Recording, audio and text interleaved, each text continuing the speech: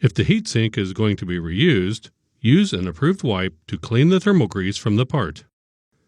The CPU comes contained in an electrostatic package that doubles as an installation guide.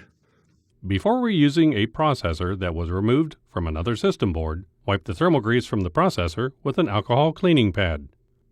Apply the thermal grease on top of the processor with a syringe by forming 4 uniformly spaced dots, while each dot consists of about 0.1 milliliters of thermal grease.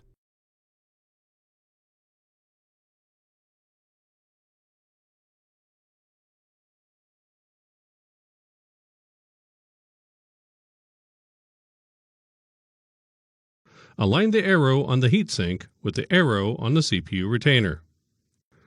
Carefully lower the heatsink onto the CPU retainer clips and press down gently until the clips are engaged and the CPU is secure.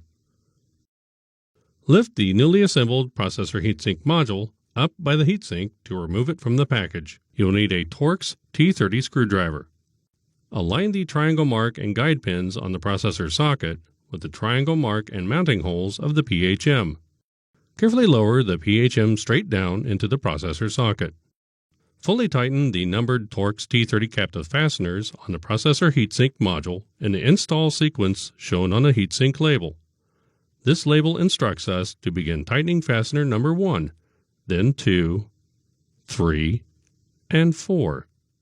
Only tighten the fasteners until they stop. Do not over-tighten. Note the orientation of the air baffle. Lower the air baffle tabs into the chassis notches. Connect the RAID supercapacitor module cable to its corresponding RAID adapter cable. Then lower the system fan cage straight down into the chassis.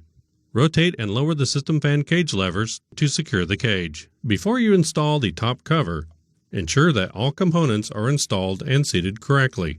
Lower the top cover onto the chassis until the mounting posts of the cover engage the guides on both sides of the chassis. Pivot the cover latch down and ensure that all clips are engaged.